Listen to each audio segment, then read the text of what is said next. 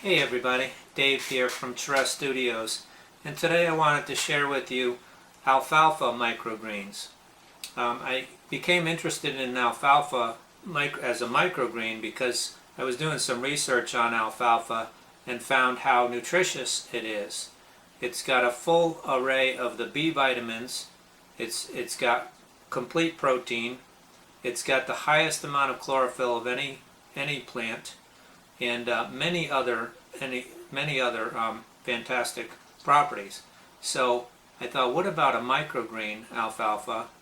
Since I've learned that microgreens can have up to 9 times more vitamins and minerals than their full-grown counterparts, and up to 40 times more antioxidants than their full-grown counterparts.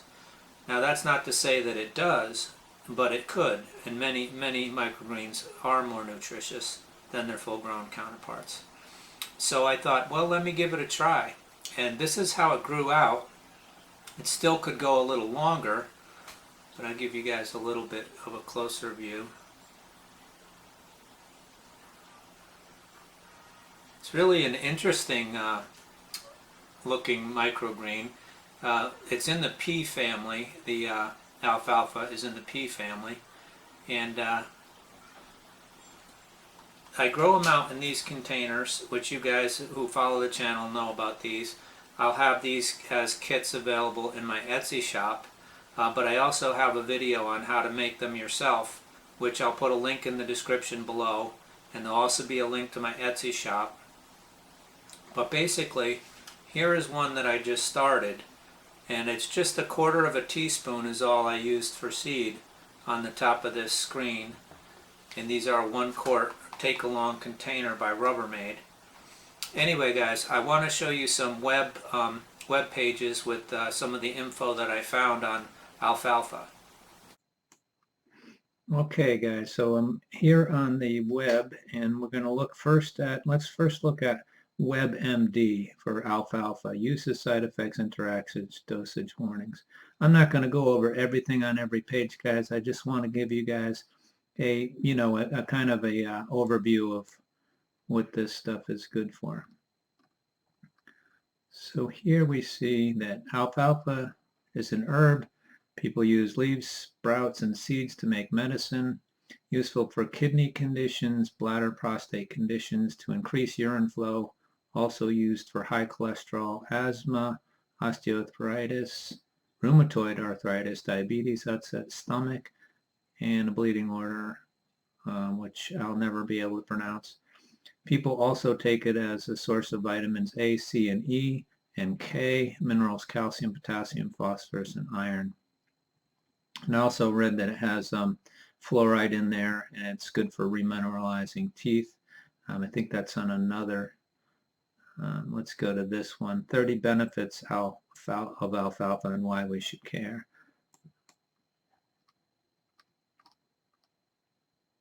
Does it help you lose weight? Is it good for your skin? 30 benefits of alfalfa. I'm just going to, let's go. Helps weight loss.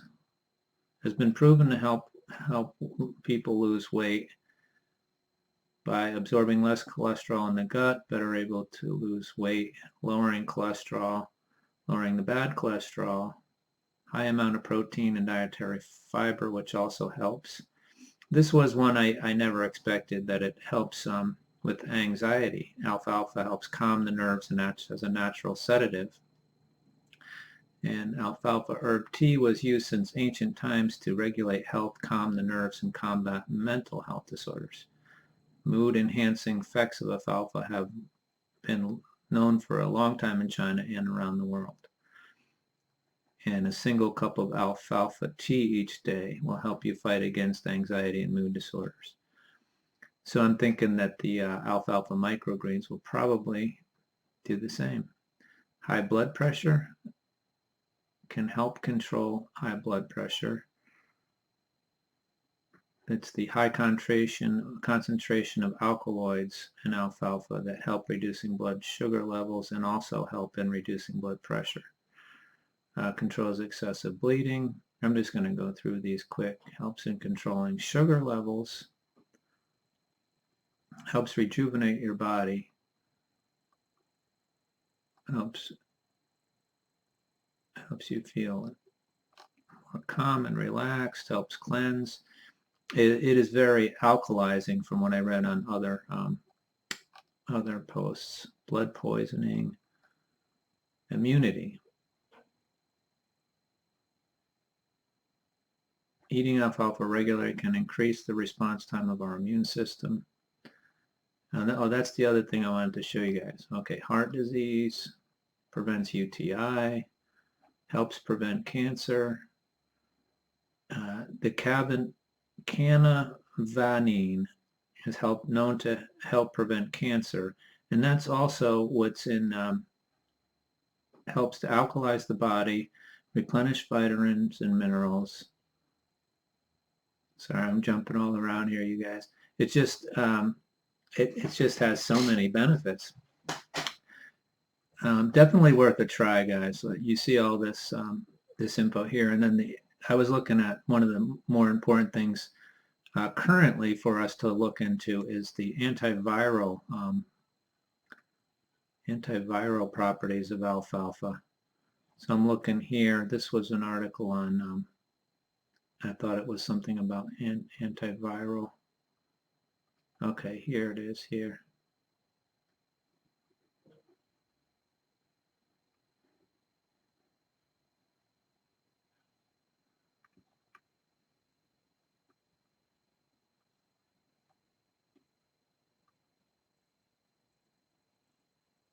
It says that most people consume alfalfa supplements early and has been proven safe except in a small percentage of people where it produces lupus-like symptoms. In the seeds and sprouts of alfalfa, amino acid L-carnitine is present, and that's why it's thought to cause this reaction. However, it is not present in the leaves of alfalfa.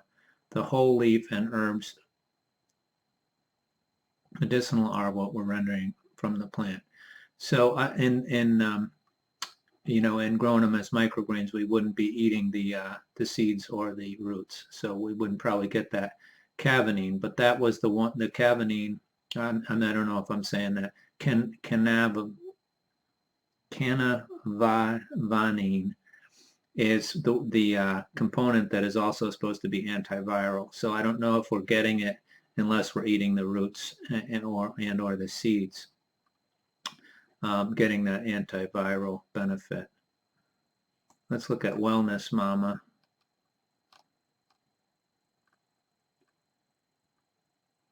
So all kinds of things like we've seen before, cleansing the blood. This one, alleviating allergies, promoting blood clotting, supporting healthy digestion, easing morning sickness, reversing tooth decay, and remineralizing teeth, increasing milk supply during nursing, supplementing vitamin K,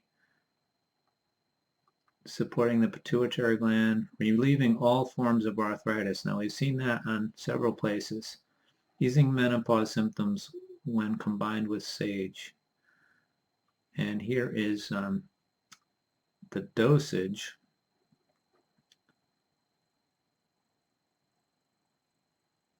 Is 500 to 1,000 milligrams of dried leaf per day.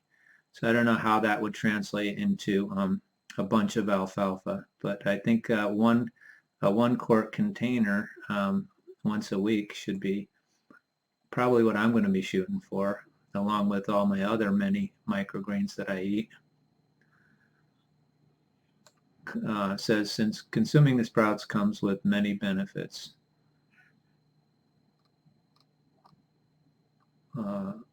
Chlorophyll. Since it's the plant with the highest chlorophyll content, alfalfa is. I guess the chlorophyll is purifying and detoxifying, and also I think that is what makes your system alkaline. We know that when our body has an acidic condition, it's you know, that's where diseases can grow, and cancer can thrive in an acidic condition. And if you really want your body to be alkaline, then eating a lot of greens and high chlorophyll things could help that. Let's look at this one more place here. 8 powerful reasons to start eating more alfalfa.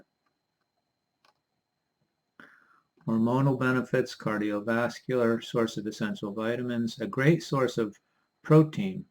Now that's interesting because, and it says a great source of protein for vegans and vegetarians.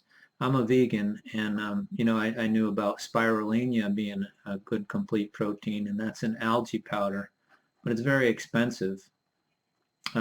Alfalfa seeds, on the other hand, are probably some of the cheapest seeds you can buy. I think Todd Seeds has them for about $6 a pound. I think they are, or maybe it's six something.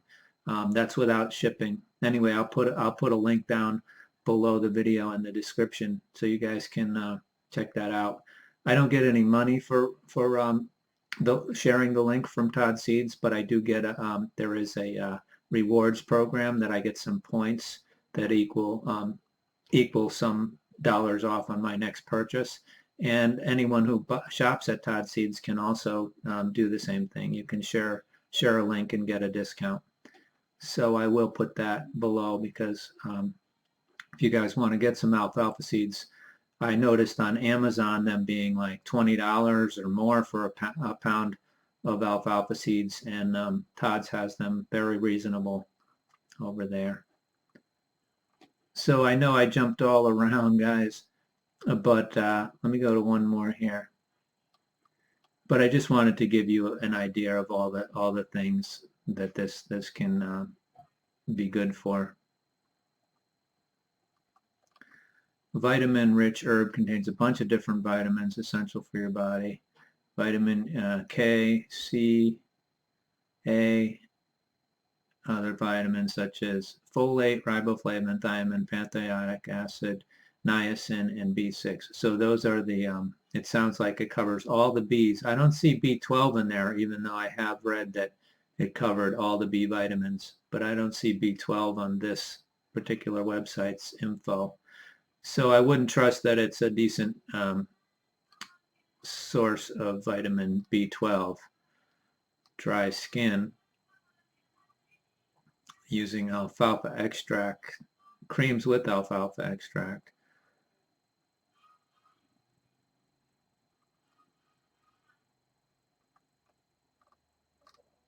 Works as a cleanser by cleansing the whole body.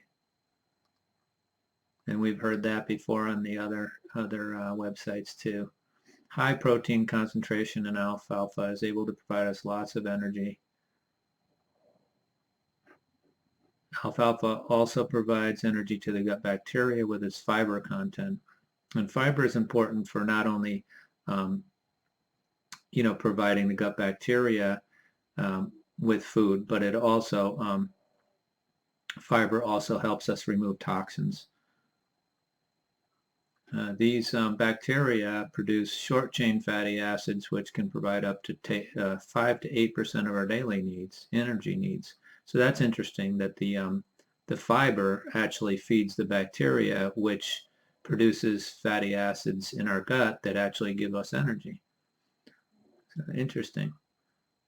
We read on other sites that it was good for all forms of arthritis, and now here it's saying osteoporosis too, which is bone loss.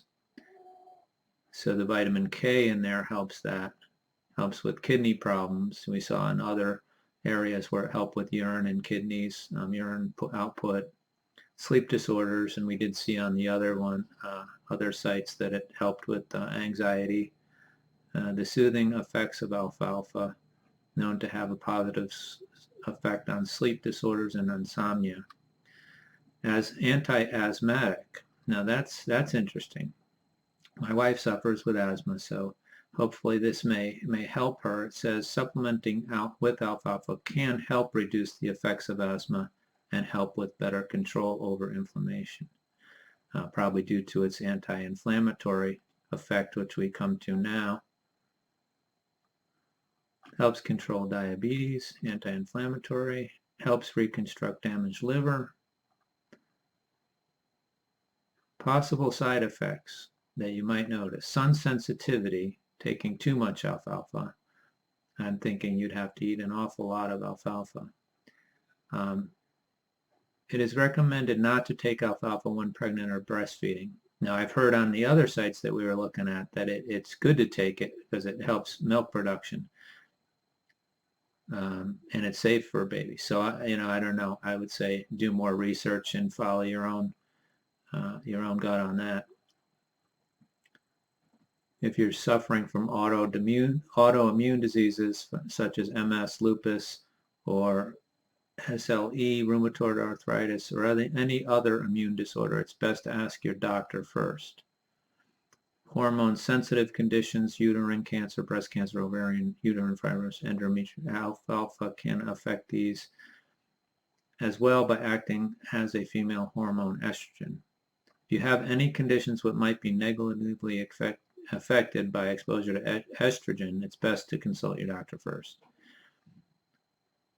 And alfalfa can cause organ rejection. So if you've had a transplant, then you might want to reconsider. Conclusion, a general dosage of 5 to 10 grams of dried herb taken 3 times daily can be used as a treatment for high cholesterol and low density lipoprotein. Just by taking 5 to 10 grams of alfalfa every day, you can start seeing positive health benefits. Chlorophyll fiber. So anyway, there's so much information on the health benefits and the nutrition of alfalfa, but I'm going to stop there, guys. I just wanted to give you guys a little idea of what it's about and how good it is for you. But anyway, I think that gives you a good overview, and you can do your own research. But I think it's definitely worth trying, especially since it's so inexpensive. I only used, like I said in the beginning, I think I told you guys, I used 1/4 teaspoon of seed to do that container that I showed you. So that's really, I mean, pennies per batch. And also, if you plant some out in the garden, it's a perennial, so it'll come back for many years, and you can pick it from out there. So I'll probably do that as well. I'll grow some inside as greens and microgreens, and I may even try some in the grow pipe just to see what it looks like as it grows out, and see how it does that way. Anyway, I think that's enough of this for now. Okay guys, well thank you very much for watching, and I hope you guys will try some alfalfa microgreens for yourself and see if you like them. I'm going to probably use them in green smoothies and in soups and salads, stuff like that. They really don't seem to have too much flavor, but they'd be great to use in a green smoothie and things like that, and a little bit in soup maybe, or on top of a baked potato. Anyway, you all have a great day, and I'll see you next time. Happy growing!